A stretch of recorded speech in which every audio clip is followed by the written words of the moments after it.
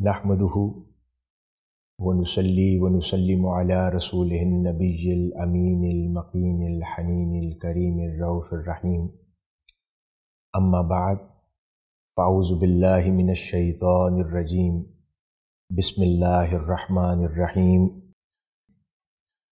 لن تنالوا البر حتی تنفقوا مما تحبون وما تنفقوا من شیء فإن اللہ بہ علیم صدق اللہ مولانا العظیم۔ محترم المقام جملہ مشائخ عظام، علماء کرام اور آج کی اس عظیم الشان روحانی اجتماع میں شریک اللہ رب العزت کے محبوب بندوں سے محبت کرنے والے حضرات گرامی قدر، اللہ رب العزت کا فضل اور اس کا احسان ہے کہ جس نے ہمیں توفیق مرحمت فرمائی کہ آج کے اس روحانی پروقار اجتماع میں شریک ہو کر اللہ اور اس کے رسول صلی اللہ علیہ وآلہ وسلم کی عطا کردہ تعلیمات سے اپنا حصہ حاصل کر سکیں۔ آج کا یہ عظیم الشان روحانی اجتماع جو کہ حضرت پیر سید محمد شاہ گیلانی ذاکری رحمۃ اللہ علیہ کے مزار پر نور کے سائے میں انعقاد پذیر ہے، اور مجھے بتایا گیا ہے کہ یہ 129واں سالانہ روحانی اجتماع ہے۔ سبحان اللہ، کتنی عظیم الشان تاریخ ہے اس روحانی اجتماع کی کہ آج 129واں روحانی اجتماع منعقد ہو رہا ہے۔ اس موقع پر میں دعا گو ہوں کہ اللہ رب العزت حضرت پیر سید منیر شاہ صاحب گیلانی دامت برکاتہم، ان کے جملہ صاحبزادگان اور اس خانوادے کی ان کوششوں کو ہمیشہ سلامت رکھے، اور اس خانوادے کے فیوزات برکات ہمیشہ اہلیان سندھ کے لیے جاری و ساری رہیں، اور بالخصوص دعا گو ہوں کہ اللہ رب العزت محترم حضرت محمد شاہ گیلانی ذاکری رحمۃ اللہ علیہ اور ان کے والد گرامی محترم حضرت پیر سید شیر محمد شاہ گیلانی ذاکری رحمۃ اللہ علیہ کے مراکز انوار کو ہمیشہ سلامت رکھے، وہاں سے فیض جاری رہے، اور ان بزرگوں سے محبت کرنے والے اور متوسلین ہمیشہ ان بارگاہوں سے فیض پاتے رہیں۔ اس پورے خاندان کی عظیم تاریخ ہے اور اسلام اور ترویج و اشاعت دین میں عظیم کردار یہ پورا خاندان ادا کرتا رہا۔ حضرت پیر سید شیر محمد صاحب شاہ گیلانی رحمۃ اللہ علیہ جو کہ خود کشمیر سے سندھ تشریف لائے، اور یہاں آ کر انہوں نے ذکر کا ایک ایسا خوبصورت اور پرنور سلسلہ شروع فرمایا کہ گرد و نواح کے لوگ اس مبارک طریقے سے منور ہوئے اور فیض یاب ہوئے۔ میں دعا گو ہوں کہ اس ذکر کی تاثیر آئندہ بھی اس درگاہ سے اور اس درگاہ کے متوسلین سے، اور بالخصوص حضرت پیر سید منیر شاہ گیلانی صاحب اور ان کے صاحبزادگان کے ذریعے ہمیشہ جاری و ساری رہے، اور یہ درگاہ ہمیشہ آباد رہے، اور اللہ اور اس کے رسول صلی اللہ علیہ وآلہ وسلم کی دین متین کی خدمت میں مصروف رہے۔ حاضرین گرامی، آج کی اس خوبصورت اجتماع کے لیے میں نے جو آیت مبارکہ ابتدا میں تلاوت کی، اس میں اللہ رب العزت ارشاد فرماتے ہیں کہ تم ہرگز نیکی کو نہیں پہنچ سکو گے جب تک تم اللہ کی راہ میں اپنے محبوب چیزوں میں سے خرچ نہ کرو، اور تم جو کچھ بھی خرچ کرتے ہو بے شک اللہ اسے خوب جاننے والا ہے۔ یہ بہت خوبصورت قرآن مجید کا مقام ہے جو کہ میں سمجھتا ہوں کہ صوفیاء کرام کا جو انداز زندگی ہے، بزرگان دین جس راہ کو اپنے لیے منتخب کرتے ہیں، اس کا یہ بنیادی اصول ہے کہ جو اس آیت مبارکہ میں اللہ رب العزت نے ہمیں عطا فرما دیا۔ عموماً جب ہم قرآن مجید کی اس آیت مبارکہ کی تلاوت کرتے ہیں تو یہ سمجھا جاتا ہے کہ جب اللہ رب العزت ارشاد فرما رہے ہیں کہ تم ہرگز نیکی کو نہیں پہنچ سکو گے جب تک تم اللہ کی راہ میں اپنی محبوب چیزوں میں سے خرچ نہ کرو۔ اب محبوب چیزوں اور خرچ کرنے سے عموماً ہم لوگ مراد فقط مال کو لے لیتے، جو میں سمجھتا ہوں کہ ان محبوب چیزوں میں کئی لوگوں کے لیے یقیناً مال بھی ہوا کرتا ہے، لیکن یہ اس آیت مبارکہ کی مکمل تشریح و تفسیر نہیں ہے۔ محبوب چیزوں کے اندر ہر شخص کے لیے جدا جدا اشیاء ہو سکتی ہیں۔ اللہ رب العزت نے ایک جنرل قانون عطا فرما دیا کہ اس کی راہ میں اس کی محبت کا سودا چاہیے تو پھر اس سودے کے مقابلے میں کچھ قیمت دینی ہوگی، اور وہ قیمت محبوب چیزوں کی ہے۔ اب مختلف لوگوں کے لیے محبوب چیزیں مختلف ہوا کرتی ہیں۔ مثلا وہ شخص جس کی نگاہ میں مال کی اہمیت ہے، اب اس کے لیے سب سے تکلیف دہ عمل یہ ہوگا کہ جب کوئی اس سے تقاضا کرے کہ اللہ کی راہ میں مال کو خرچ کر دو، تو اب اس کی محبوب چیز مال ہے، تو اس کے لیے اس آیت مبارکہ کا پیغام یہی ہوگا کہ اللہ کی راہ میں اگر اس کی محبت چاہتے ہو، نیکی کی حقیقت کو سمجھنا چاہتے ہو، اور یہ چاہتے ہو کہ وہ نیکی تمہارے دل پر نور پیدا کر دے، تو پھر وہ جس چیز کو اپنے دل کے قریب جانتے ہو اسے دور کر دو۔ یعنی اگر مال کو اپنے دل سے قریب رکھتے ہو تو اس مال کو اللہ کی راہ میں خرچ کرو، لوٹا دو، تاکہ اللہ رب العزت تمہیں اپنے قریب کر لے۔ اسی طرح کچھ لوگ جو وراثتی طور پر مالدار ہوا کرتے ہیں اور بہت زیادہ مال کی رغبت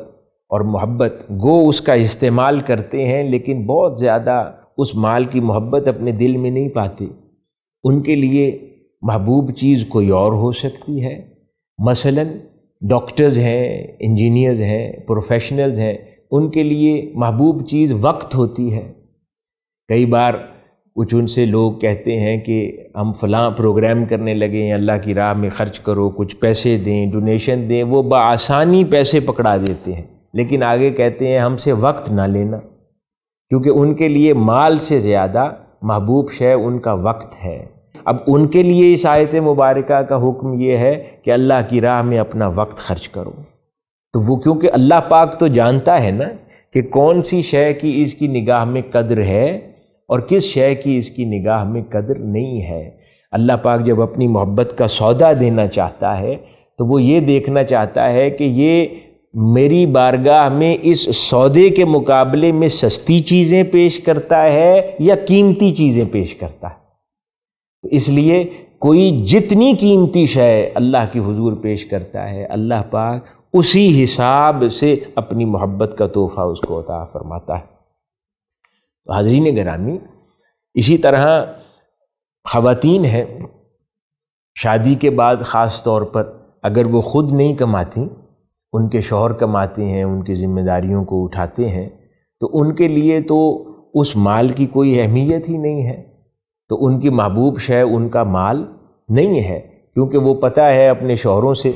انہوں نے وہ اپنی ضروریات زندگی کی کفالت کے لیے وہ اپنے شوہروں سے لے لینا ہے یا اپنی اولاد سے لے لینا ہے، تو ان کی محبوب شے ممکن ہے دیگر ہو چیزیں، جیسے ان کا بناؤ سنگھار ہے، ان کے کمفرٹ زونز ہیں،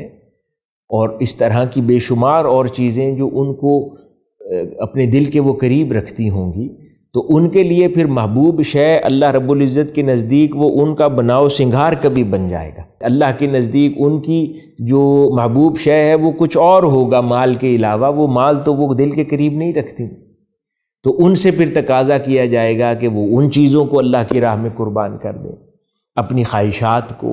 جو چیزیں خواتین اپنی ذات سے متعلق اور اپنے باقی پیئر سرکل کے اندر جو خواہشات رکھا کرتی ہیں، ان کو قربان کرنا کئی بار انہیں اللہ کے قریب کر دینے کے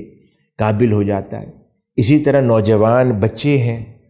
ان کے لیے جن کے والدین ان کے خرچ اور ضروریات زندگی کو پورا کرتے ہیں، ان کے لیے بھی مال کی کوئی حیثیت نہیں ہے۔ بچوں کے لیے، نوجوانوں کے لیے کئی بار مال سے زیادہ چھٹی کا دن سب سے قیمتی شے ہوا کرتی ہے، جس کا انتظار وہ پورا ہفتہ کرتے ہیں۔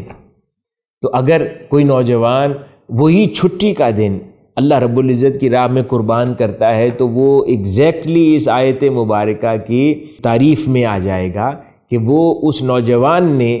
اب وہ چھٹی کا دن جس کا وہ انتظار بے چینی سے کرتا تھا، اب وہ دن اس نے اللہ کی راہ میں دے دیا۔ اسی طرح سمر ہالیڈیز ہیں، چھٹیاں آ جاتی ہیں اسکولوں سے بچوں کو، اور کوئی اپنی ان چھٹیوں کو اللہ کی راہ میں صرف کرنا چاہتا ہے، دین کو سیکھنے کے لیے صرف کرنا چاہتا ہے، مخلوق خدا کی خدمت میں صرف کرتا ہے، تو اس کی بڑی عمر میں لاکھوں کروڑوں روپے خرچ کرنے سے زیادہ اس وقت اس کے دل کے اندر ان چھٹیوں کی زیادہ اہمیت ہے، اور اگر وہ اللہ کی محبت میں ان چھٹیوں کو اللہ کی راہ میں لگا دے گا، اللہ پاک کو وہ بہت پسند آئے گا عمل۔ اسی طرح کوئی نعت خوان ہے، کوئی سنگر ہے، خوش الحان ہے، خوبصورت آواز اللہ نے اس کو دی ہے،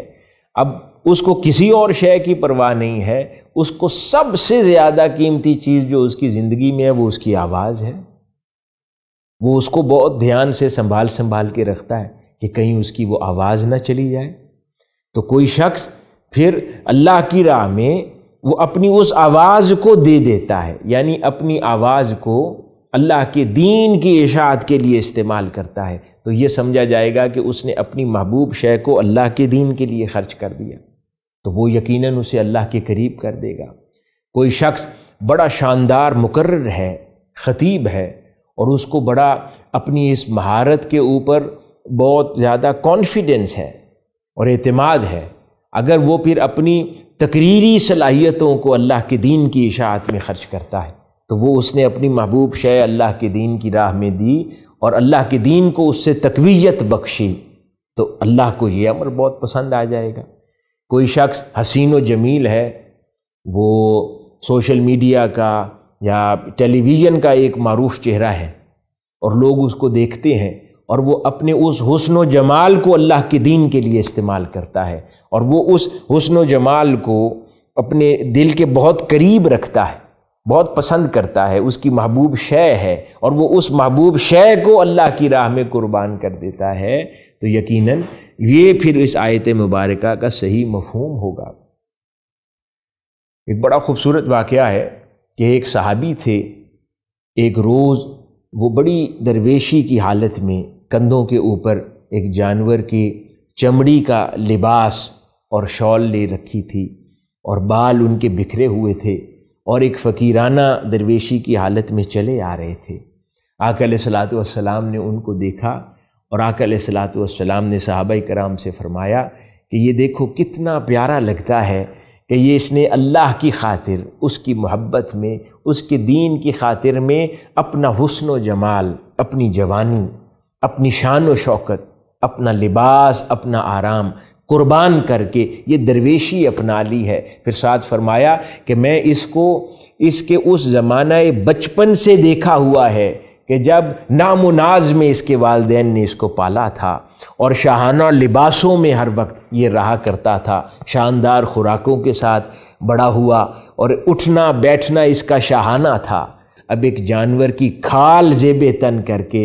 بکھرے ہوئے بالوں کے ساتھ اللہ کے دین کی خدمت میں مصروف نظر آتا ہے، تو یہ بذات خود دلیل ہے اس بات کے لیے جو میں عرض کر رہا ہوں کہ اللہ رب العزت دیکھتا ہے کہ اس کو کیا پسند ہے، یہ میری راہ میں کیا دیتا ہے۔ کوئی طاقتور ہے، کوئی جوان ہے،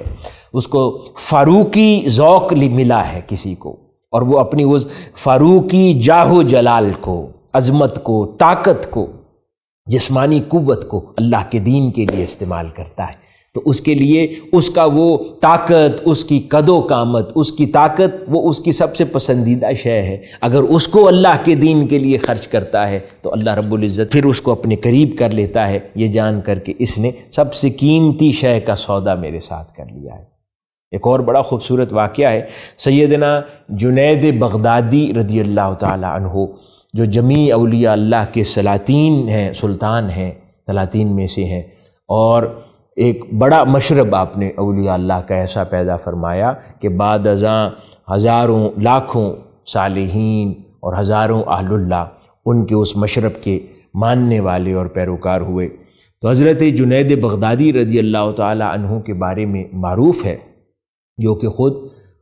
حضور سیدہ غوث العظم رضی اللہ تعالی عنہ کے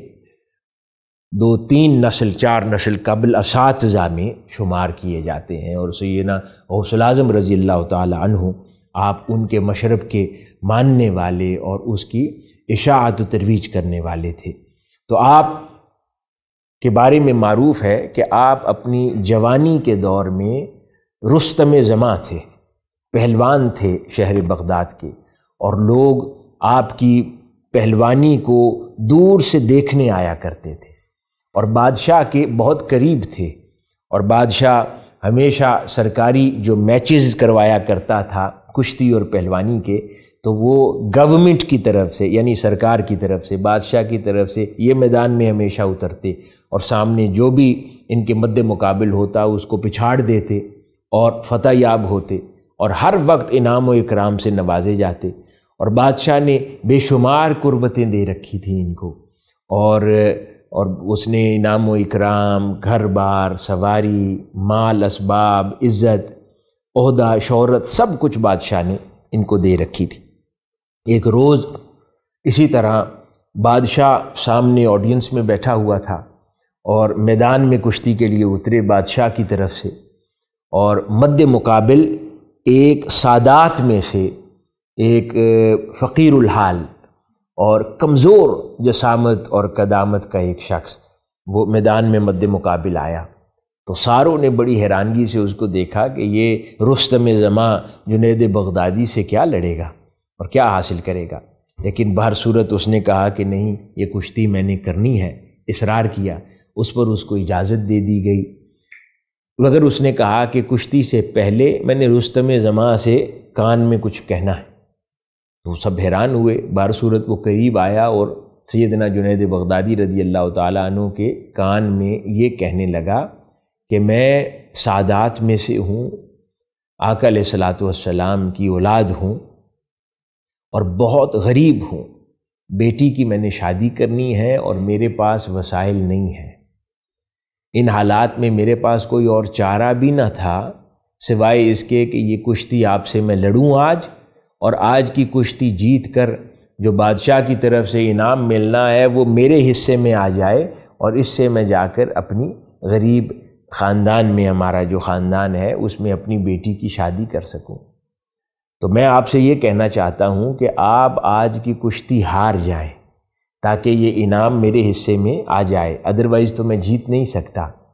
اور میرے پاس آپ کو دینے کے لیے کچھ نہیں ہے سوائے ایک وعدے کے، وہ یہ کہ میرے نانا تاجدار کائنات صلی اللہ علیہ وآلہ وسلم سب کچھ دیکھ رہے ہیں، وہ ضرور آپ کو اس کا اجر عطا فرمائیں گے۔ تو آپ وہیں رک گئے۔ یہ پہلا موقع تھا کہ آپ رستم بغداد ہیں، آج تک کوئی کشتی ہارے نہیں ہیں، ایک پروفائل ہے، ایک کیریئر ہے، اور بادشاہ کی نظروں کا تارہ ہے۔ بادشاہ نے اسی لیے قریب رکھا ہوا ہے کہ آپ آج تک کوئی کشتی ہارے نہیں۔ ان حالات میں یکا یک ایک کمزور شخص سے کشتی کا ہار جانا، بادشاہ کی نظروں سے گر جانا تھا، شہر بغداد میں بدنام ہو جانا تھا، یکا یک اس کیریئر کا خاتمہ تھا جو سال ہا سال کی محنت کے بعد کیریئر بنا تھا۔ یکا یک کوئی سامنے کھڑا آپ سے آپ کا سب سے محبوب کیریئر مانگ رہا تھا، پورے سال ہا سال کی محنت کسی نے آپ سے ایک لمحے میں مانگ لی، آقا علیہ الصلوۃ والسلام کا واسطہ دے کر۔ یکا یک کسی نے آپ سے بادشاہ کی ساری قربتیں مانگ لیں، وہ مال و اسباب مانگ لیا، وہ گھر بار، وہ سواری، وہ عزت، عمر بھر کی شہرت، یکا یک کسی نے آپ سے مانگ لی آقا علیہ الصلوۃ والسلام کا واسطہ دے کر، تو آپ سوچ میں پڑ گئے، اور اسی ایک لمحے میں آپ نے فیصلہ کیا کہ آقا علیہ الصلوۃ والسلام کے قدموں پر حضور کی محبت میں یہ سب کچھ قربان ہے، اور آپ نے ارادہ کیا اور اس نوجوان سے کشتی ہار گئے۔ نتیجتاً وہ انعام اس نوجوان کے حصے میں آیا اور وہ خوش و خرم لوٹ گیا، اور ساتھ ہی بادشاہ بڑا غضبناک ہوا۔ اس نے فی الفور وہ جو سرکاری عہدہ دے رکھا تھا رستم زمان کا، وہ آپ کا کینسل کیا، اپنی قربتوں سے نکال دیا، آپ کو دیا ہوا گھر واپس لے لیا، سواری واپس لے لی، اور شہر بغداد کے اندر شور مچ گیا کہ اب جنید بغدادی اتنے طاقتور نہیں رہے، ایک نحیف شخص سے ہار گئے۔ تو وہ عمر بھر کی ساری عزت، شہرت، نام یکا یک ختم ہو گیا۔ تو وہ جو محبوب چیز تھی، جو دل کے بہت قریب تھی، اسی کو قربان کر دیا۔ کس کی خاطر؟ اللہ اور اس کے رسول صلی اللہ علیہ وآلہ وسلم کی خاطر۔ یہ اس آیت مبارکہ کا مطلب ہے کہ محبوب چیزوں کو اللہ کی راہ میں دیا کرو۔ تو پھر آپ جب غم زدہ اپنے گھر لوٹے، سب کچھ لوٹا کر حضور کی خاطر، تو اس لمحے میں اس خیال کے ساتھ سوئے تو آپ کے خواب میں تاجدار کائنات صلی اللہ علیہ وآلہ وسلم تشریف لے آئے اور فرمایا کہ جنید کیوں غم زدہ ہوتے ہو؟ بادشاہ نے اگر اپنی قربت سے دور کیا، آج کے اس عمل کو دیکھ کر ہم نے تجھے اپنے قریب کر لیا۔ تو بادشاہ نے تجھے دور کر دیا، ہم نے تجھے قریب کر لیا۔ بادشاہ نے تیری شہرت ختم کی، ہم تیری شہرت ایسی کر دیں گے کہ قیامت تک کوئی تصوف کی کتاب تیرے نام کے بغیر مکمل نہیں ہوگی۔ بادشاہ نے تجھے پہلوانوں کی امامت سے ہٹایا، تجھے ہم اولیاء کا امام بنا دیں گے، لوگ تیرے نام لے لے کر جیا کریں گے۔ تو پھر سیدنا جنید بغدادی کی سوچ کا انداز ایسا بدلا، آپ علم دین حاصل کرنے کی طرف متوجہ ہوئے، اور پھر آپ نے علم دین حاصل کیا، علماء کی نشستوں اور صحبتوں میں بیٹھے، اس کے بعد پھر عبادت، ریاضت کی زندگی اختیار کی، یہاں تک کہ اللہ رب العزت نے ان کو اپنے دور کے اولیاء کا امام بنا دیا۔ تو یہ کتنی خوبصورت بات ہے۔ اسی طرح حاضرین گرامی، پھر کبھی کبھار یہ مال، اسباب، چھٹی، شہرت، بناؤ سنگھار، حسن و جمال، لباس، آرام، آسائش، یہ سب چیزیں پیچھے رہ جاتی ہیں۔ پھر کبھی کبھار سب سے محبوب شے انسان کی اپنی جان بن جاتی ہے۔ پھر کبھی وہ وقت آ جائے اور اللہ اور اس کے رسول صلی اللہ علیہ وآلہ وسلم کی خاطر پھر اللہ کے محبوب بندے جانوں کے نذرانے بھی پیش کرتے نظر آتے ہیں، تو اللہ پاک پھر ان کی جانوں کے عوض اپنی محبتوں کے سودے ان کی نسلوں کے ساتھ کر لیتا ہے، ان کو لے لیتا ہے اور ان کی نسلوں کے ساتھ جانوں کے بدلے میں اپنی محبتوں کے سودے عطا فرما دیتا ہے۔ تو حاضرین گرامی، یہ عام اولیاء کی زندگی ہے کہ کوئی اپنا مال اللہ کی راہ میں دے دیتا ہے، کوئی اپنا بناؤ سنگھار اللہ کی راہ میں دے دیتا ہے، کوئی اپنی آسائش اور آرام اللہ کی راہ میں دے دیتا ہے، تو کوئی اللہ کی راہ میں اپنی شہرت اور عزت، نام و نمود کو دے دیتا ہے۔ اور وہ اہل بیت اطہار کی ہستیاں تھیں جنہوں نے یہ سب کچھ بھی اس آیت مبارکہ کے حکم کی بجا آوری میں اللہ کی راہ میں دیا، اور یہاں تک کہ اپنی جان نہیں، فقط پورے خانوادے کی جان بھی جو محبوب ترین ہوگی وہ بھی اللہ کی راہ میں دے دی۔ یعنی اتنا بڑا سودا اللہ کی محبت کا کر گئے، جس کی کوئی تاریخ پھر مثال نہ دے سکے گی۔ وہ پھر ان تمام ولایتوں کی مثالوں کی مثال ہے، جس کو کوئی نہ پہنچ سکے، کہ زندگی میں کبھی روزے رکھتے، کبھی مساکین اور فقراء کو قرآن مجید اس پر گواہ بن جاتا کہ جب وہ خیرات کر دیتے، کبھی ریاضتیں کرتے، سجدہ ریزیاں کرتے۔ سیدہ فاطمہ الزہرا علیہ السلام رات رات بھر کے طویل سجدے کرتی، مولا علی شیر خدا کی قربانیاں، حسنین کریمین کی وہ ریاضتیں، زندگیوں میں بھی ہر چیز قربان کرتے آئے، ہر وہ شے جو آسائش بنے زندگی کی وہ اللہ کی راہ میں دے دیتے۔ اور یہاں تک کہ پھر پورے خانوادے کی جانیں بھی اس محبت کے سودے میں پیش کر دی، کیونکہ اولاد سے زیادہ کسی کو کیا محبوب ہوا کرتا ہے، وہ اولاد بھی اللہ کی راہ میں پیش کرے۔ اب اس اولاد کو پیش کرنے سے کیا مراد ہے؟ فقط یہ نہیں ہے کہ اللہ کی راہ میں صرف کسی کی جان دے کر ہی پیش کیا جا سکتا ہے، نہیں، اپنے بچوں اور اولادوں کو دین سکھانے کے لیے بھی پیش کیا جا سکتا ہے، وہ بھی اللہ کی راہ میں اپنی محبوب اولاد کو پیش کرنا ہی ہے، دین کے لیے وقف کرنا، دین کی اشاعت کے لیے اپنی اولاد کو تیار کرنا، ان کو تعلیم دینا، ان کو دین کے کام پر آمادہ کرنا اور ان کی زندگیوں کو دین کی خدمت پر لگانا، یہ بھی وقف کرنا ہے اس دور کے اندر کہ جس دور میں ہر کوئی اپنے بیٹے کو ڈاکٹر انجینئر بنانا چاہتا ہے، کمانا چاہتا ہے، مال اسباب کی تلاش میں۔ ایسے ماحول میں کوئی اپنے ذہین بچوں کو اللہ کے دین سیکھنے پر لگا دے تو یہ بھی در حقیقت انہی اولیاء کی سنت پر عمل کرنا ہے کہ جو اللہ کی راہ میں اپنی اولاد کو پیش کرتے ہیں۔ حضرت بایزید بسطامی رضی اللہ تعالیٰ عنہ کتنی جلیل القدر ہستی ہیں، آپ کی والدہ نے بھی آپ کو اللہ کی راہ میں پیش کیا تھا، اور جب پیش کیا اور جا کر بیٹے کو جاتے ہوئے کہا کہ بیٹے جب تک دین سیکھ کر عالم نہ بن جانا اس وقت تک واپس میرے پاس نہ آنا کہ کہیں تمہارا دل پھر سے ماں کی مامتا میں مبتلا ہو کر دور نہ جانا چاہے۔ ایک دن مدرسے میں آپ والدہ کی یاد میں اتنے بےتاب ہوئے کہ آپ گھر لوٹ آئے اور آ کر دستک دی والدہ کے دروازے پر۔ والدہ نے اندر سے پوچھا کہ بیٹے کون ہے؟ تو کہنے لگے کہ بایزید ہوں۔ تو والدہ نے کہا کہ میں نہیں جانتی کون بایزید ہے۔ دروازہ بھی بیٹے پر نہ کھولا اور کہا کہ لوٹ جاؤ جہاں سے آئے ہو، جب تک اپنی وہ تعلیم اور دین سیکھنے جس کام پر والدہ نے لگایا تھا وہ پڑھ کے فاضل نہ ہو گئے۔ پھر جب لوٹے تو والدہ کی خوشی کی انتہا نہ تھی۔ کیوں؟ کیونکہ اللہ کی راہ میں پیش کر دیا۔ حضرت سلطان العارفین سلطان باہو رضی اللہ تعالیٰ عنہ کی کتنی خوبصورت مثالیں ہیں۔ ان کی والدہ ماجدہ نے اپنی اولاد کو دین سیکھنے کی طرف آمادہ کیا اور بھیجا، اور جب تک سیکھ کر نہ آ گئے اس وقت تک ان کو یوں گلے سے نہ لگایا کہ کہیں وہ ماں کی مامتا میں مبتلا ہو کر اپنی محنت بھری زندگی جس نے ان کو عالم بنا دینا ہے کہیں اس سے دور نہ ہو جائے۔ تو اس لیے اولاد کو اللہ کی راہ میں پیش کر دینا یہ بھی اولیاء اللہ کا طریقہ رہا ہے اور صالحین کا طریقہ۔ اس سے مراد فقط جان ہی دینا لینا نہیں ہے، اللہ کی راہ میں پیش بھی کرنا ہے۔ میں مبارکباد دینا چاہتا ہوں حضرت پیر سید منیر شاہ صاحب گیلانی ذاکری دامت برکاتہم کو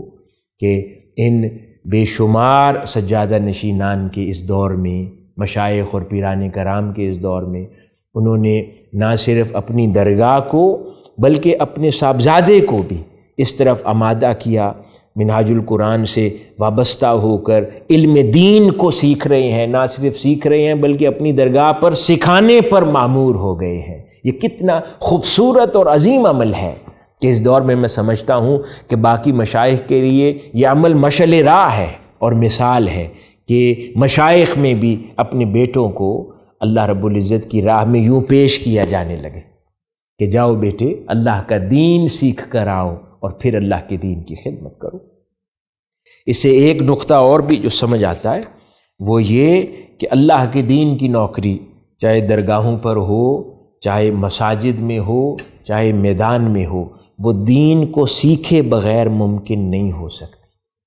اس وجہ سے ان سب نے جو بھی متوجہ ہوا اللہ کی راہ کی طرف، اللہ کی محبت کی طرف، تاجدار کائنات صلی اللہ علیہ وسلم کی نسبت کی طرف، تو وہ سب سے پہلے اس نے اس راہ کا دروازہ اپنے اوپر علم دین کو سیکھنے کے ذریعے کھولا، اور اس کے بعد علم دین کو سیکھنے کے بعد اس علم دین کو اس کی اشاعت و ترویج میں اپنے آپ کو مصروف کر لیا۔ حاضرین و ناظرین، یہ عوام الناس کے لیے بھی یہی عمل ہے کہ اپنی محبوب چیزوں کو ترک کریں۔ اسی طرح ہماری بہت ساری عادات ہوا کرتی ہیں کہ جو ہمارے دل کے بہت قریب ہیں، ہم سے چھوڑی نہیں جاتی۔ اللہ اور اس کے رسول کے لیے محبوب عادتوں کو چھوڑا کریں۔ یہ ریاضت کا عمل کیا ہے؟ یہ ریاضت در حقیقت کیونکہ انسان کو اپنا آرام و آسائش بہت پسند ہے، وہ اس کی محبوب شے ہے۔ تو جب قرآن مجید کی اس آیت مبارکہ سے ہم صوفیاء کی ریاضت کو بھی سمجھ سکتے ہیں، کیونکہ ہمیں آرام اپنا پسند ہے، ہمیں سونا پسند ہے، ہمیں آسائش پسند ہے، تو کوئی اس پھر محبوب چیز یعنی نیند کو اللہ کے لیے قربان کرتا ہے، وہ بھی اسی آیت کے مطابق ہے۔ پھر اسی طرح ہمیں کھانا پینا پسند ہے، تو کوئی روزے رکھ کر اپنی محبوب چیزوں کو اللہ کی راہ میں قربان کرتا ہے۔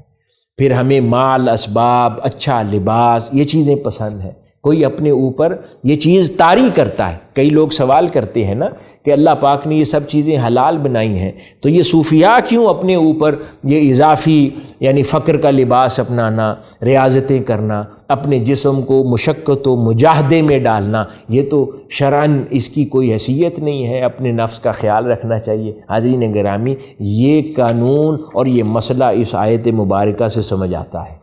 کہ اللہ کی راہ میں محبوب چیزوں کو خرچ کرو، اس کے علاوہ تم نیکیاں جو کرتے ہو اس کی حقیقت تک نہیں پہنچ سکتے، اور ان نیکیوں کی حقیقت تک تب پہنچو گے ہر وہ شے جو تمہیں محبوب لگتی ہے، چاہے وہ نیند ہو، پیاس ہو۔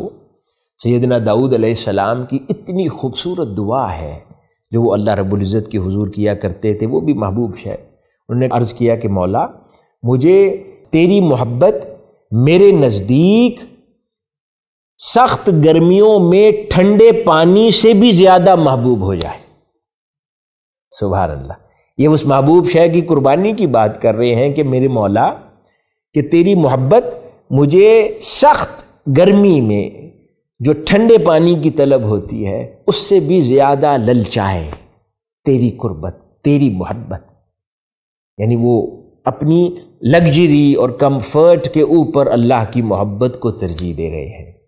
تو حاضرین گرامی، آج کے دور میں جو صوفیاء کا طریقہ ہے جس پر کوئی چلنا چاہے، ہر وہ متوسلین میں سے شخص مرد و زن کہ جو ان صوفیاء کی تعلیمات سے استفادہ کرنا چاہتا ہے، وہ در حقیقت اپنی کمفرٹس میں سے نکلتا ہے۔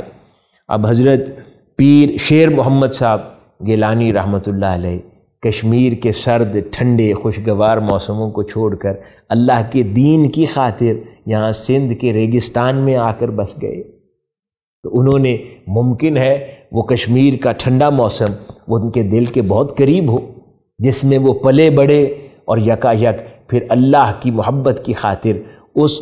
حسن و جمال جو کہ موسم میں اور ماحول میں پایا جاتا ہے، سرسبز و شاداب پہاڑ اور پھر ٹھنڈا موسم، وہ ہر شے قربان کی اور اللہ کے دین کی ترویج و اشاعت کے لیے سندھ کے ان ریگزاروں کے اندر آباد ہوئے۔ تو یہ وہ قربانیاں ہیں کہ کوئی اللہ کے دین کی خاطر دیتا ہے، اور آج پھر ان کی اولاد اور خانوادے اور اسی طرح دیگر مشائخ کی اولاد اور خانوادوں پر بھی ایسے ہی لازم آ جاتا ہے کہ وہ بھی اپنے بڑھوں کی سنت پر عمل کرتے ہوئے اسی طرح وہ شے جو محبوب لگے اس کو ترک کرنے کی کوشش کرنی چاہیے۔ اس سے اللہ اپنے پردے اٹھاتا ہے اور قربتوں سے نوازتا ہے۔ ضروری نہیں ہے کہ انسان یہ اعمال اعلانیہ ہی کرے، انسان خفیہ کر سکتا ہے، اللہ کے ساتھ سودا ہے نا، انسان کر سکتا ہے اس سودے کو۔ تو یہ تو ایک دوستی کا دروازہ ہے جو محبوب شے کو قربان کرنے سے انسان پر کھل جاتا ہے اللہ رب العزت کی طرف سے۔ جیسے کہ ایک معروف واقعہ ہے کہ حضرت ابو بکر شبلی رحمۃ اللہ علیہ وہ بیان کرتے ہیں، بڑا خوبصورت واقعہ بیان فرمایا آپ نے۔ فرماتے ہیں کہ میں ایک روز ایک قافلے میں جا رہا تھا تو کچھ لٹیرے آئے ڈاکو، اور انہوں نے اس قافلے کو لوٹا اور ان سب کو لے جا کر قافلے کے بادشاہ جو سردار تھا اس کے آگے کھڑا کر دیا اور سب کے سامان کی تلاشی لینا شروع کر دی۔ تو جس جس کے سامان سے جو کھانے کا سامان نکلتا وہ سارے ڈاکو مل کر سب کے سامنے کھاتے رہے، لیکن جو سردار تھا وہ نہ کھائے۔ تو وہ فرماتے ہیں میں نے اس سردار سے پوچھا کہ بھائی سارا تمہارے جو حواری ہیں کھا رہے ہیں، تم کیوں نہیں کھاتے؟ وہ کہنے لگا میرا روزہ ہے۔ فرماتے ہیں میں نے بڑا تعجب کیا کہ ہے ڈکیت اور یہ چوری بھی کر رہا ہے اور پھر یہ کس قسم کی بات کہہ رہا ہے کہ میرا روزہ ہے؟ فرماتے ہیں میں نے مذاق سمجھا۔ اس نے کہا کہ کبھی سمجھاؤں گا۔ اس کے بعد کہتے ہیں وہ بات ختم ہو گئی، بڑا زمانہ بیت گیا، ایک طویل عرصے کے بعد میں حضرت سیدنا ابو بکر شبلی رحمۃ اللہ علیہ فرماتے ہیں، میں حرم مکہ میں تھا اور کعبۃ اللہ کا طواف کر رہا تھا۔ اس طواف کے دوران میں نے اسی ڈاکوؤں کے سردار کو ایک عجیب حالت میں دیکھا۔ وہ احرام میں تھا، غلاف کو پکڑ پکڑ کے زارو قطار روتا تھا، اور اس کے چہرے پر میں نے اللہ کی محبت اور عشق کے آثار دیکھے۔ میں بڑا تعجب میں پڑ گیا کہ یہ ڈاکوؤں کی سرداری سے اللہ کا عاشق کیسے بن گیا، یہ کیسے اس کے اندر تبدیلی آ گئی۔ کہتے ہیں کہ میں نے طواف کے بعد اس کو پکڑا، اس سے پوچھا کہ اے شخص یہ کیا ماجرا ہوا؟ وہ کہنے لگا کہ تمہیں یاد ہے کہ میں نے اس حالت میں بھی روزہ ترک نہ کیا تھا، کیونکہ مجھے کسی نے کہا تھا کہ انسان بہت کمزور ہے، بڑی غلطیاں کرتا ہے، لیکن کوئی نہ کوئی ایک دروازہ، ایک ٹانکا ایسا ضرور اللہ کے ساتھ قائم رکھنا جس سے تمہیں کھینچ لے کسی بھی وقت وہ اپنی طرف، کوئی نہ کوئی ایک ڈوری لازم سلامت رکھنا کہ جس ڈوری کے ذریعے کبھی بھی وہ چاہے تو تجھے کھینچ لے اپنی طرف۔ تو بس اور تو کوئی خاص عمل نہیں تھا، یہ میں نے روزے کی، یعنی جو کھانا پینا پسند کرتا تھا، اس کھانے پینے کو اپنی محبوب شے کو ترک کر رکھا تھا، اس کی خاطر یہ ایک ڈوری فقط میری زندگی میں سلامت تھی کہ اپنی محبوب شے کو ترک کر رکھا تھا، اس نے مجھے اسی ڈوری کے ذریعے کھینچ کے اپنی طرف متوجہ کر لیا، اور پھر میری زندگی بدل گئی۔ وہ تمام گناہ بھی، وہ چوری اور وہ ڈاکہ زنی بھی زندگی سے چلی گئی۔ تو ناظرین محترم، جو میں گزارش کر رہا ہوں وہ یہ کہ یہ محبوب شے کو اللہ پر قربان، اس کی محبت پر قربان کرنا، یہ وہ ڈوری ہے۔ اپنی اپنی ڈوریاں خود سے قائم کر لیں، کسی کو بتانے کی ضرورت نہیں ہے، اپنی زندگیوں میں ڈوریاں بنا لیں، کوئی نہ کوئی خفیہ عمل ایسا ضرور بنا لیں جو محبوب ہو اور ہم اس پر قربان کر دیں، اس کی محبت کی خاطر سودا کر لیں، خاموش سودا کر لیں، تاکہ وہ ہمارا مالک و مولا جب چاہے اور ہماری طرف ارادہ کرے تو ہمیں اس ڈوری کے ذریعے کھینچ کے اپنی بارگاہ کی طرف لے آئے۔ تو یہ وہ محبت کے سودے ہیں جو ان بزرگوں نے کیے۔ حاضرین گرامی، اختتام میں کرنا چاہتا ہوں 14 ایسی اہم خصوصیات پر کہ جتنے بھی بزرگان دین اور اولیاء کا مطالعہ ممکن ہوا ان کی زندگیوں میں کامن دیکھیں۔ یہ 14 امور ایسے ہیں کہ ہر اللہ کے بندے کی زندگی میں نظر آئیں گے، اس کے بغیر وہ کوئی ولی ان سے خالی نہیں ہے۔ تو اس کا مطلب ہے کہ کوئی اللہ کی راہ پر چلنا چاہے، اس کی محبت کی راہ پر چلنا چاہے، اس کے سلوک کے راستے پر سفر کرنا چاہے تو اپنی زندگی کے اندر ان 14 خصلتوں کو لازم داخل کرے، یا ان 14 خصلتوں پر ضرور پہرا دے، تاکہ یہ 14 طبیعت اور ذات کے نکھار اس کی زندگی میں قائم رہیں۔ ان میں سے پہلی شے اخلاص نیت ہے کہ یہ جتنے اہل اللہ تھے یہ نیت کے بڑے ستھرے لوگ تھے، یہ نیت کے کمزور لوگ نہیں تھے۔ وہ جو کچھ بھی کرتے ان کی نیت بہت کلیئر ہوا کرتی تھی کہ ہر عمل ان کا اللہ کی خاطر تھا، آقا علیہ الصلوۃ والسلام کی خاطر تھا، اللہ کی دین کی خاطر تھا، مخلوق خدا کی خدمت کی خاطر تھا۔ یعنی یہ نیت کے خالص تھے، نیتیں ان کی گدلی نہیں تھی، یعنی کوئی عمل کرتے تھے تو ایک پتھر سے 2 3 پرندے اکٹھے نہیں مارتے تھے، ایک چیز سے ایک شے کا شکار کرتے تھے۔ یعنی کوئی عمل ہے تو اللہ کے لیے ہے، کوئی اگر مخلوق کے لیے عمل ہے تو مخلوق کے لیے ہے۔ وہ یہ نہیں کرتے تھے کہ اس سے اللہ بھی راضی ہو جائے، مخلوق بھی راضی ہو جائے، یعنی شہرت بھی ہو جائے اور پذیرائی بھی مل جائے اور ساتھ یہ دینی فریضہ بھی انجام ہو جائے۔ اس کا مطلب ہے جب ہم نے 3 عمل ایک سوچ میں داخل کیے تو اب ہم نے نیت کو گدلا کر لیا۔ یہ ستھرے لوگ تھے، یہ نیت گدلی نہیں کرتے تھے، جس کے بارے میں قرآن مجید میں بھی ارشاد ہوتا ہے، اور انہیں اس کے سوا کوئی حکم نہیں دیا گیا تھا کہ وہ اللہ کی عبادت کریں، اس کے لیے دین کو خالص رکھتے ہوئے یکسو ہو کر اور نماز قائم کریں اور زکوٰۃ ادا کریں، اور یہی سیدھا دین ہے۔ یعنی وہ یکسو تھے، فوکسڈ تھے، اور اخلاص پر زندگی کو بسر کرتے تھے، یعنی وہ ان کا زبان، کلام، سوچ، عمل سب ایک پیج پر ہوا کرتا تھا، گدرے لوگ نہیں تھے۔ اسی چیز نے ان کو ولی بنایا تھا۔ حدیث مبارکہ میں جیسے ارشاد ہوا، اعمال کا دار و مدار نیتوں پر ہے، ہر شخص کو وہی ملے گا جس کی اس نے نیت کی ہے۔ جس نے شادی کے لیے ہجرت کی اس کے لیے وہی ہے، جس نے اللہ کے دین کے لیے ہجرت کی اس کے لیے وہی اجر ہے، تو گدلا نہیں کر سکتے۔ اسی طرح ایک اور مقام پر آقا علیہ الصلوۃ والسلام نے ارشاد فرمایا کہ اللہ تعالیٰ کسی عمل کو قبول نہیں کرتا مگر وہ جو صرف اس کے لیے خالص ہو اور جس سے صرف اس کی رضا مطلوب ہو۔ اب ہمارے اعمال کا مسئلہ یہ ہے کہ اس میں خالصیت نہیں ہے، ہم اللہ کے لیے نہیں کرتے۔ کلیئرٹی ہونی چاہیے تھاٹ کے اندر کہ یا کوئی عمل کریں یا پھر نہ کریں، کریں تو اللہ کے لیے کریں، یا اگر مخلوق کے لیے تو مخلوق کے لیے، یہاں تک کہ مشورہ بھی، ہم سے کوئی مشورہ لینے آ جائے تو ہم اس کو مشورہ دیتے ہوئے بھی اپنا اینگل بھی ساتھ رکھتے ہیں سامنے، اور ساتھ اس کو بھی مشورہ دیتے ہیں، جبکہ بات تو یہ ہونی چاہیے کہ بھلے آپ کا نقصان ہو رہا ہو لیکن مشورہ مانگنے والے کو صحیح مشورہ دے دینا اس وقت، یہ خالص سوچ ہے۔ اولیاء اللہ ایسے تھے۔ دوسری اہم شے، تو اس وجہ سے خالصیت کے حوالے سے جو بزرگان دین کی تعلیمات ہے کتب تصوف میں، ان کا خلاصہ یہ ہے کہ عمل میں خالصیت اور یکتائی پیدا کرنی چاہیے، یعنی یکسوئی، فوکسڈ ہونا چاہیے، اور اس عمل کی اجرت کا خیال بھی دل میں نہ آئے۔ کوئی بھی خیر کا عمل کریں، اجرت کی نیت سے نہ کریں تو بھی گدلا ہو جائے گا، اور قبولیت عمل کا خیال بھی دل میں نہ رہے کہ پتہ نہیں قبول ہوگا یا نہیں ہوگا،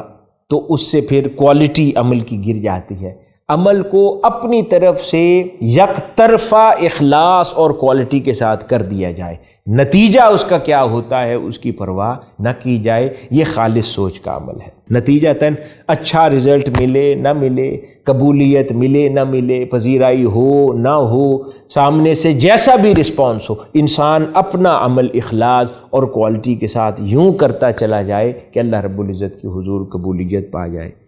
اور چوتھی چیز کہ عمل کو اس بات سے بھی خالص کر لے کہ بندہ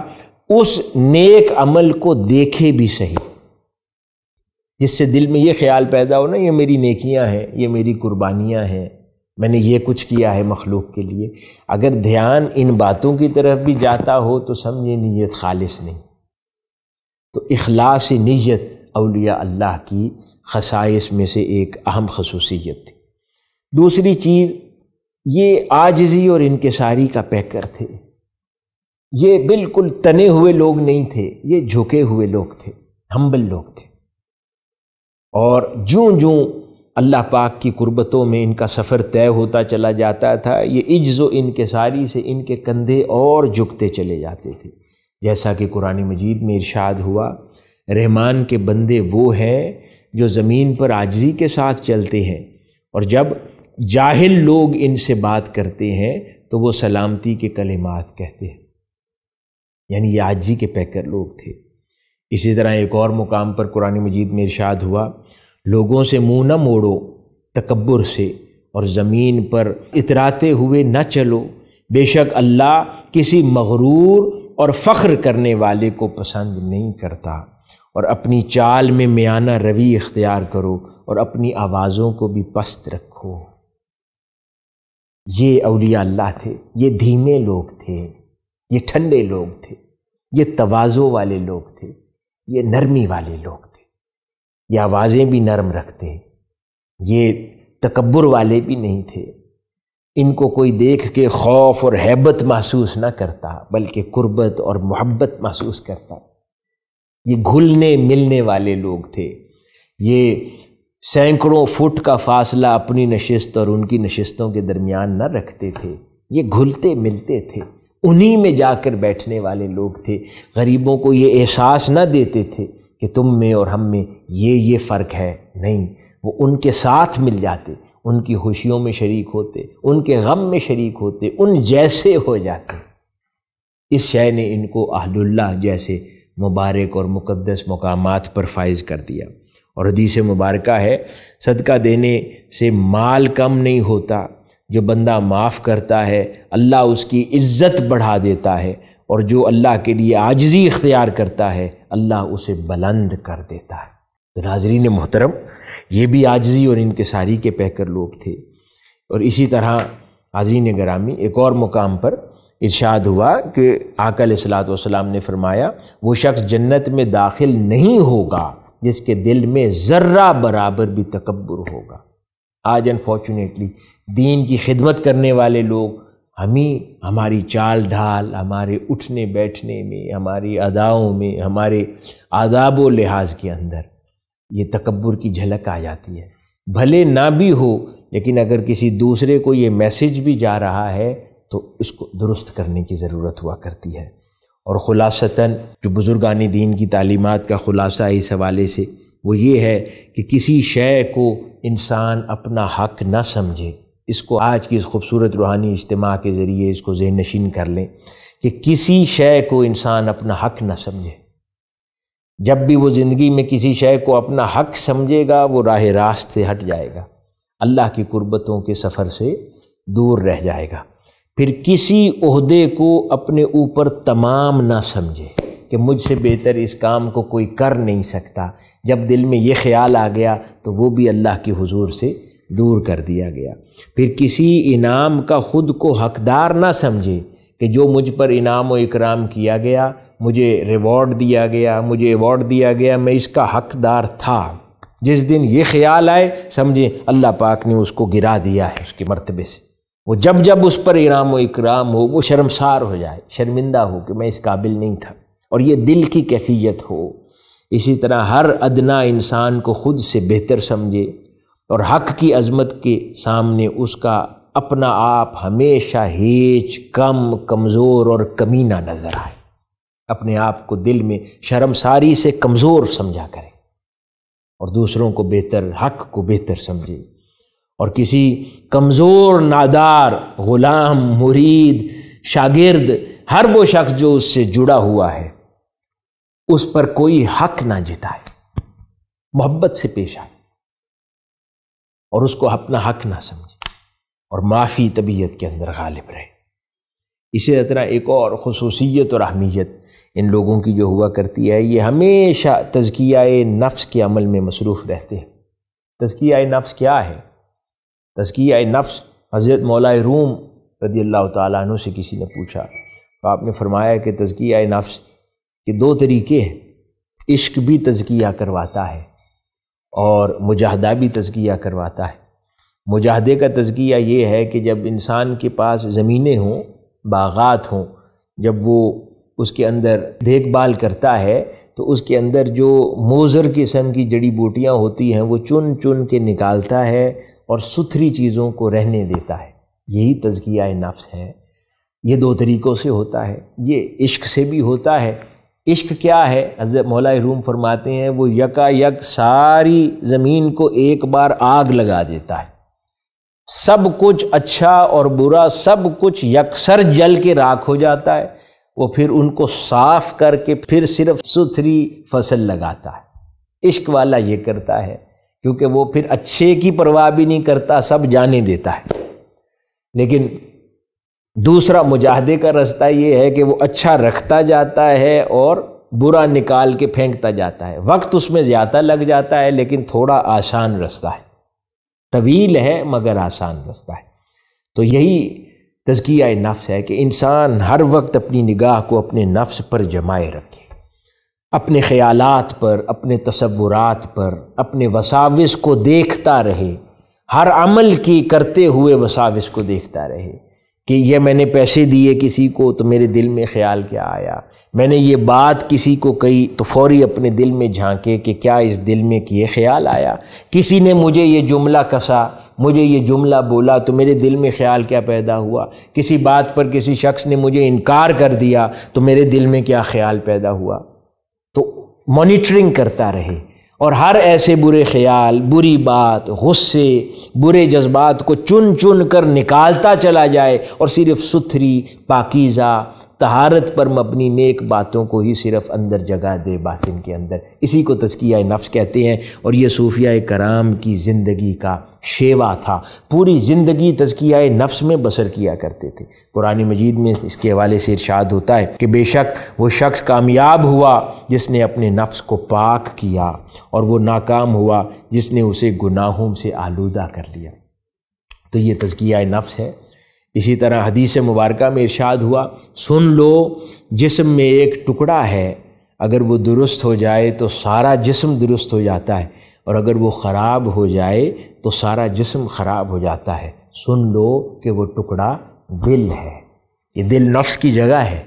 یہیں پر وہ برے خیال بھی پیدا ہوتے ہیں، اچھے خیال بھی پیدا ہوتے ہیں۔ تو انسان اچھے خیال سمیٹتا جائے، برے خیال دھتکارتا جائے، ان کو اپنے آپ سے دور کرتا چلا جائے، تاکہ اللہ رب العزت اس کو اپنی حضوری عطا فرما دے اور قریب کر لے۔ اسی طرح بے شمار اور احادیث مبارکہ ہیں جو انسان کے تزکیہ نفس پر دلالت کرتی ہیں۔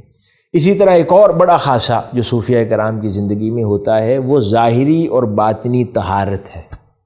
یہ بڑے اجلے ستھرے لوگ ہوتے ہیں، یہ اپنے لباس کے بھی ستھرے لوگ ہوتے ہیں۔ اس سے مراد قیمتی لباس نہیں ہے، وہ سادہ پہنتے ہوں گے لیکن ستھرے اجلے خوشبودار رہتے ہیں، ان سے دیکھ کر ان سے مل کے فرحت محسوس ہوتی ہے، وہ پاکیزہ رہتے ہیں۔ تو یہ ظاہری جسم کی اور لباس کی طہارت والے بھی ہوتے ہیں، اسی طرح فکری طہارت والے بھی ہوتے ہیں، برے خیالات، بری سوچیں، ناپاک ارادوں سے بھی پاک رہتے ہیں، کسی کا برا نہیں چاہتے، کسی کے لیے سازش نہیں کرتے، کسی برائی کو دیکھتے نہیں ہیں، برائی کو سنتے نہیں ہیں، برائی کو زبان سے کہتے نہیں ہیں، برے خیالات کو قتل کرتے ہیں اور نیک خیالات کو اپنانے والے ہوتے ہیں۔ تو ان کی اسی لیے تو صحبت میں لوگ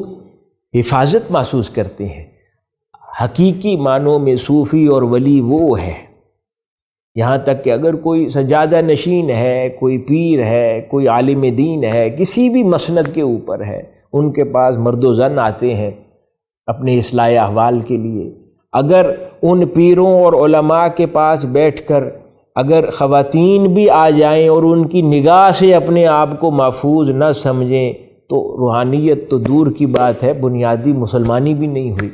آپ سے دین سیکھنے آیا، وہ آپ کی بری کیونکہ طہارت نہیں ہے فکری، تو اس سوچ سے اسی طرح آپ مدرسے میں عالم دین ہیں، بچے پڑھنے آتے ہیں، کوئی برا خیال آپ کے دل میں آیا اس بچے یا بچی کے متعلق، اس کا مطلب ہے آپ کی ناپاکی جو سوچ کی ہے اس کے باعث وہ شخص آپ دین کی بڑے مسند پر ہیں اور آپ سے وہ محفوظ نہیں ہے۔ بھلے آپ نے ارادہ نہیں کیا لیکن برا سوچا، اس کا مطلب ہے آپ کی نگاہ سے وہ محفوظ نہ ہوا۔ اس سے یہ طاہر لوگ، ستھرے لوگ ہوتے ہیں، محفوظ رہتے ہیں۔ اس لیے ارشاد ہوا قرآن مجید میں، بے شک اللہ ان لوگوں سے محبت کرتا ہے جو گناہوں سے توبہ کرتے ہیں اور جو پاکیزگی اختیار کرنے والے ہیں۔ وہ پاکیزگی باطن کی بھی ہے،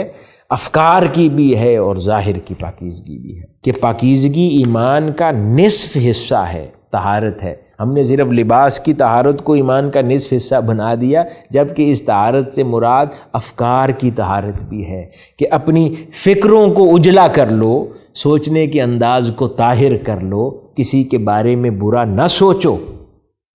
اپروچ ہے، سوچ کا انداز ہے، اس کو بدل لو، یعنی نیگیٹیوٹی کو سوچ سے ختم کر دو۔ جو منفیت ہے کہ کسی نے آپ کو کوئی بات کی، آپ سوچتے ہیں کہ اس نے میرے نقصان کے لیے کوئی بات کی ہو، آپ فوری اس بات کے اندر سازش ڈھونڈتے ہیں، اس کا مطلب ہے آپ فکری طور پر پازیٹیو انسان نہیں ہیں۔ پازیٹیو انسان یہ ہے کہ کسی کی بات میں آپ کو نیگیٹیوٹی نظر نہ آئے، الٹا دوسرے لوگ آپ کو متوجہ کریں وہ فلاں شخص آپ کے خلاف بات کر رہا تھا، آپ کا دل پھر بھی اس پر آمادہ ہو کہ نہیں، میں اس میں سے کچھ خیر ہی ڈھونڈ لوں، مجھے نہیں لگتا کہ میرے خلاف یہ بات کرتا ہوگا۔ یہ پازیٹیو لوگ ہوتے ہیں اور یہ اہل اللہ ایسے ہوا کرتے ہیں۔ اسی طرح ریاضت و مجاہدہ، اس سے یہ زندگیاں ان کی مزین ہوتی ہیں، یعنی ایکسٹرا ورک، اضافی محنت کرتے ہیں یہ لوگ، علم کے حصول کے لیے بھی، اللہ کی محبت کے حصول کے لیے بھی، یعنی ایکسٹرا گڑ ڈالتے ہیں، اضافی گڑ میٹھا ڈالتے ہیں۔ یعنی ضروری پر اکتفا نہیں کرتے، کچھ نہ کچھ زیادہ کرتے ہیں، اسی لیے وہ زہد ہے، مجاہدہ ہے، ریاضت ہے۔ اسی طرح اہل اللہ صاحب مراقبہ ہوتے ہیں۔ اس کا یہ مطلب نہیں ہے فقط کہ کسی ایک کونے میں بیٹھ کر وہ مراقب ہیں، سر کو جھکا کر، یقیناً وہ بھی مراقبہ ہے کہ اللہ کو یاد کرنا، اس کا ذکر کرنا، تاجدار کائنات صلی اللہ علیہ وآلہ وسلم کا ذکر پاک کرنا، یاد کرنا۔ صاحب مراقبہ سے مراد یہ ہے کہ کوئی شخص ہمیشہ اپنے مقصود کو تکتا رہے، کسی کے دھیان میں رہے، اور اپنی کمزوریوں کو نگاہ میں رکھے اور ایک ایک کر کے درست کرتا رہے، یعنی اپنے حال کو بھی مراقبے میں رکھے اور کسی صاحب حال کو بھی مراقبے میں رکھے۔ جس کو چاہتا ہے وہ بھی اس کے دھیان میں رہے، اور جو چاہتا ہے وہ بھی اس کے دھیان میں رہے۔ تو یہ مراقبے والے لوگ ہوتے ہیں، اٹھتے بیٹھتے چلتے پھرتے کسی کے دھیان میں رہنے والے لوگ ہوتے ہیں۔ بیٹھے مجلس میں ہوتے ہیں، کوئی کسی کو نصیحت کی بات کرتے ہیں، فوری اس کلمات کو ادا کرتے ساتھ ہی اپنی ہی کسی کمزوری پر دھیان چلا جاتا ہے خاموشی سے، اور ارادہ کر لیتے ہیں کہ آج اس کو ٹھیک کر لینا ہے۔ اسی طرح کوئی بات کر رہے ہوتے ہیں، آقا علیہ الصلوۃ والسلام کے کسی فرمان پر دھیان چلا جاتا ہے، اللہ رب العزت کے کسی کلام پر دھیان چلا جاتا ہے، تو یہ صاحب مراقبہ لوگ ہوا کرتے ہیں۔ کیونکہ حدیث مبارکہ میں جیسے ارشاد ہوا، اللہ کی عبادت ایسے کرو جیسے تم اسے دیکھ رہے ہو، اور اگر تم اسے نہیں دیکھ سکتے تو یقین رکھو کہ وہ تمہیں دیکھ رہا ہے۔ یہ مراقبے کی کیفیات میں سے ہے۔ اس لیے دھیان، اور پھر اس کا ایک اگلا درجہ بھی ہے۔ صاحب مراقبہ وہ ہے جو کسی کے دھیان میں رہے، اور اس صاحب مراقبہ کی بہتر شکل یہ ہے کہ وہ شخص کسی کے دھیان میں بھی رہے اور پھر اس دھیان کا بھی دھیان رکھے۔ جس دھیان میں وہ ہے اس دھیان کی بھی نگہبانی کرے کہ کہیں اس کے اندر میری کوئی نفس کی عجلت اور میری کوئی نفس کا حملہ تو نہیں ہے، کیا میں ضروری کام چھوڑ کر کہیں فرائض کو ترک کر کے نفلی دھیان میں تو نہیں بیٹھا ہوا۔ تو دھیان کا بھی دھیان رکھے کہ کہیں میری یہ سستی اور کاہلی مجھے اس مراقبے میں بٹھائے رکھے ہے اور میں ضروری کام چھوڑ کر یہ کام کر رہا ہوں، یہ بھی نہیں ہونا چاہیے۔ ایسے ہی ہے، کوئی ایک نوجوان تھا، اس کو کسی جگہ جاب پر بھجوایا، تو کچھ دن کے بعد جدھر جاب پہ بھجوایا اس کو، وہ شخص مجھے کہنے لگا کہ کس کو بھیجا ہے آپ نے؟ میں نے کہا کیوں، کیا ہوا ہے؟ وہ کہتا ہے کہ بڑا نیک شریف آدمی ہے، لیکن ملازمت کے اوقات کار میری دکان پر اس نے کھڑا ہونا ہوتا ہے، تو یہ جا کر نماز پڑھنے جاتا ہے درمیان میں، جو کہ اچھی بات ہے، لیکن اس کے بعد نوافل پڑھتا رہتا ہے، اور ایک ایک گھنٹہ بیچ میں کھاتا ہے روزگار کا، اور میری دکان کا نقصان ہوتا ہے۔ میں اس سے سوال کروں تو وہ کہتا ہے میں آپ نماز سے روکتے ہیں، فرض ادا کر رہا تھا۔ اب اس میں فرق ہے کہ اب اس وقت فوری اس نماز کی ادائیگی کے بعد اس پر فرض ہے کہ جس کا وہ رزق حلال جہاں سے کما رہا ہے وہاں اس نوکری سے انصاف کرے۔ اب وہاں پر اپنی سستی اور کاہلی سے، کیونکہ ہو سکتا ہے دکان کے اوپر نوکری نفل پڑھنے سے زیادہ سخت ہو، تو وہ 8 گھنٹے کیسے نہ کیسے گزارنے کی کوشش کرتا ہے، اور اس میں سے آدھا گھنٹہ نفل میں ٹھنڈی مسجد میں بیٹھ کے نکالا اس نے، تاکہ آدھا وقت یہ گزر جائے، آدھا یہ کام کر لوں، اور وہاں پہ بھلے دھیان بنا کر بیٹھا رہے اللہ اور اس کے رسول صلی اللہ علیہ وآلہ وسلم کی یاد میں، تو وہ دھیان ریجیکٹ ہو جائے گا۔ اس لیے میں نے عرض کیا کہ کسی کے دھیان میں رہنا بھی مراقبہ ہے، اور پھر اس دھیان کا بھی دھیان رکھنا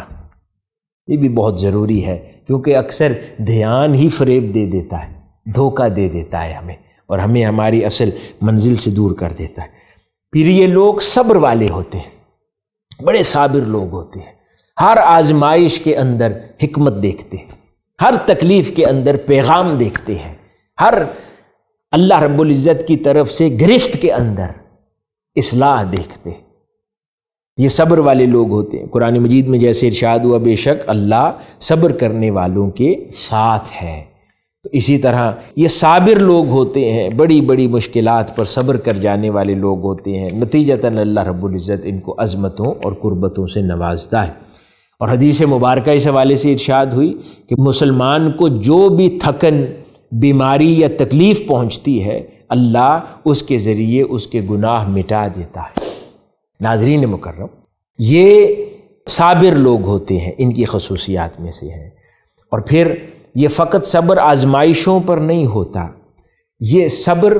ریوارڈز پر بھی ہوتا ہے، انعامات پر بھی ہوتا ہے،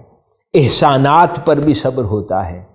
کہ کچھ توقع رکھتے ہیں وہ نہیں مل رہا تو صبر ہے، پھر کچھ عطا ہو گیا اس پر بھی صبر کریں، بے چین ہو کر۔ اگر اللہ پاک نے کوئی کرم کر دیا ہے تو اب اس کا بھانڈا پھوٹ جائے، بے صبر ہو کے چلانے لگے، اچھلنے لگے، بے صبر ہو کر لوگوں کے اندر ڈھنڈورا پیٹنے لگے، تو یہ بھی بے صبری ہے۔ یعنی کرم پر بھی صبر ہے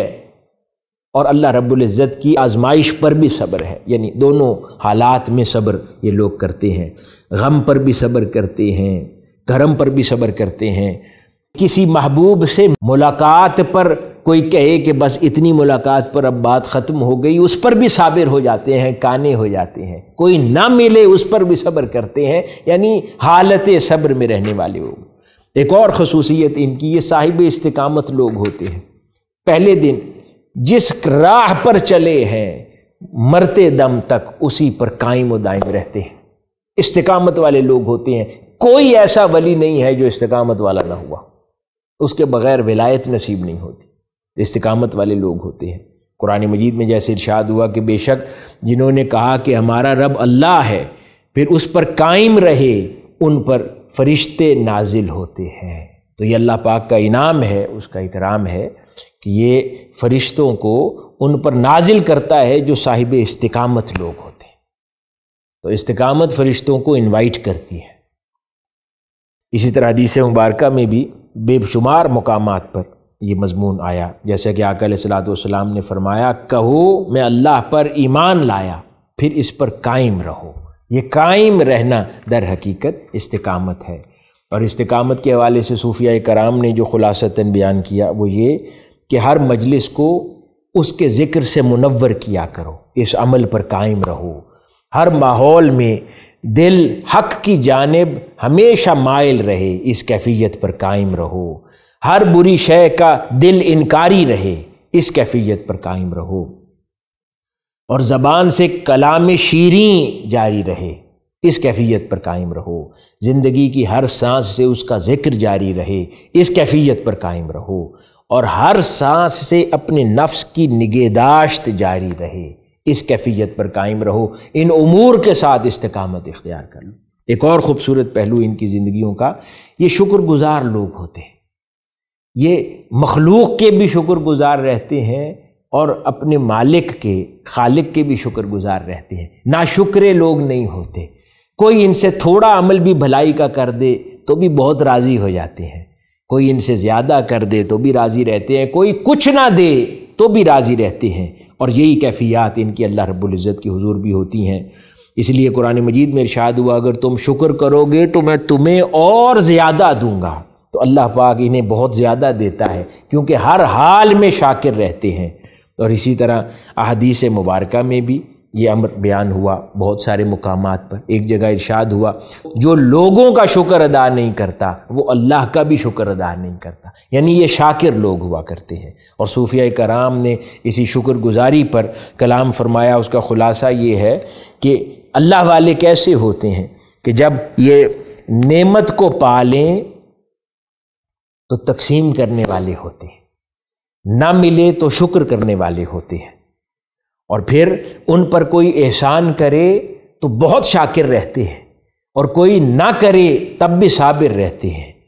اور اللہ رب العزت کا ہر حال میں شکر کرتے ہیں۔ وہ تکلیف دے کر یاد کرے تب بھی شکریہ ادا کرتے ہیں، وہ انعام و اکرام دے کر یاد کرے پھر بھی اس کا شکر کرتے رہتے ہیں۔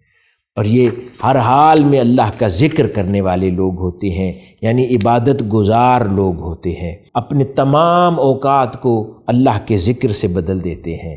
اور ذکر ان کا کھانا ہوتا ہے، ذکر ان کا سونا ہوتا ہے، ہر سانس کو ذکر سے ملا کر سانسوں کی تسبیح بناتے رہتے ہیں، اور اللہ کے قیدی ہوتے ہیں، تاجدار کائنات صلی اللہ علیہ وآلہ وسلم کی محبت کے قیدی ہوتے ہیں، ساری زندگی اٹھتے بیٹھتے دنیا میں ہیں لیکن اپنے دل کی کیفیات سے قیدی رہتے ہیں۔ اور پھر یہ لوگ حرام و حلال کی تمیز کرنے والے ہوتے ہیں، شریعت کی پاسداری کرنے والے ہوتے ہیں، شریعت کی حدود سے تجاوز نہیں کرتے، خود بھی شریعت کے پختہ پابند ہوتے ہیں اور عمر بھر لوگوں کو بھی شریعت کی ہی تبلیغ و تعلیم کرتے ہیں، شریعت سے بڑھ کر کسی شے کو نہیں جانتے۔ یہ اللہ والے ہوا کرتے ہیں۔ حاضرین گرامی، اسی طرح محبت الہی ان کا حقیقی مرکز و محور ہوا کرتا ہے۔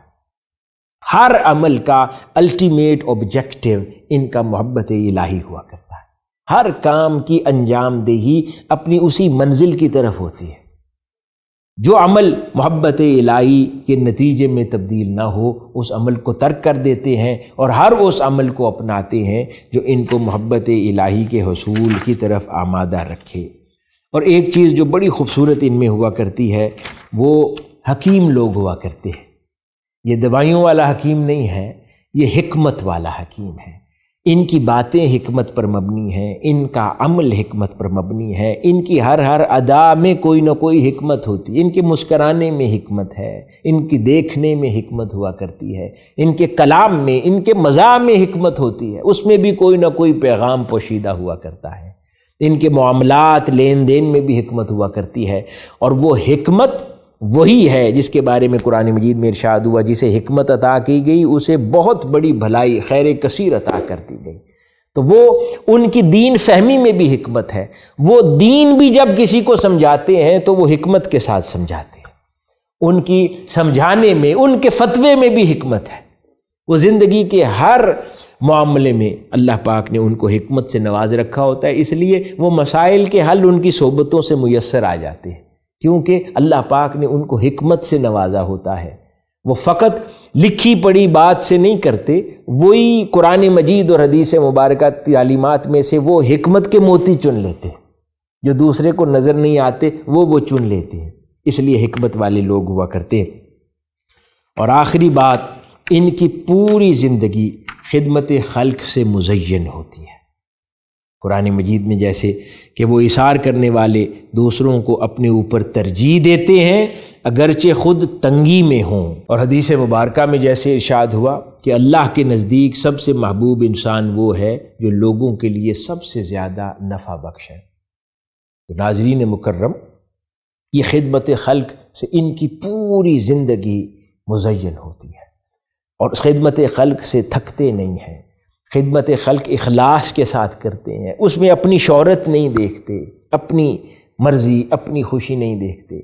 لوگوں کی رضا، لوگوں کی خوشی، اللہ رب العزت کی خوشنودی کو دیکھتے چلے جاتے ہیں، اور ہر عمل زندگی کا اپنے آرام کو قربان کر کے دوسروں کی آسائش، دوسروں کے آرام اور دوسروں کی خوشی کو ترجیح دیتے ہیں۔ اور زندگی کے اندر چاہے کوئی پروجیکٹس بنائیں، چاہے لنگر خانے کھولیں، چاہے لوگوں کی تعلیم و تدریس کے لیے مدارس کا کام عمل میں آئے، سکولز بنائیں، کالجز بنائیں، ہسپتال بنائیں، فری ڈسپینسریز، دوائیوں کے کام کریں، یتیم بچوں کی کفالت کے پروجیکٹس کریں، کچھ بھی کریں، ہر چیز خدمت خلق سے متعلق ہوا کرتی ہے۔ یہ اللہ کے بندے ہوا کرتے ہیں۔ ناظرین گرامی، یہ وہ تمام باتیں اور 14 پہلو جو میں نے عرض کیے،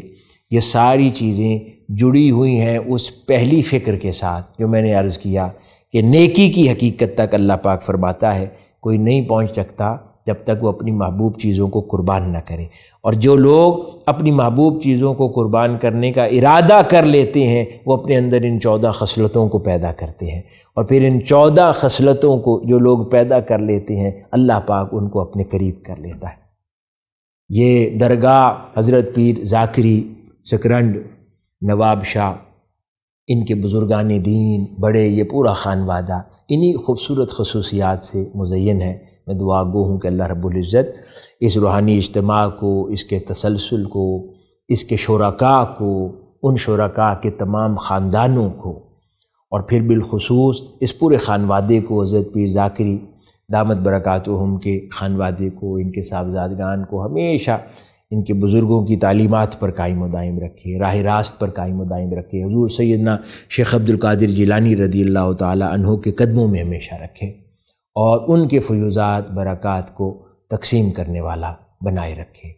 والسلام وما علینا الا البلاغ۔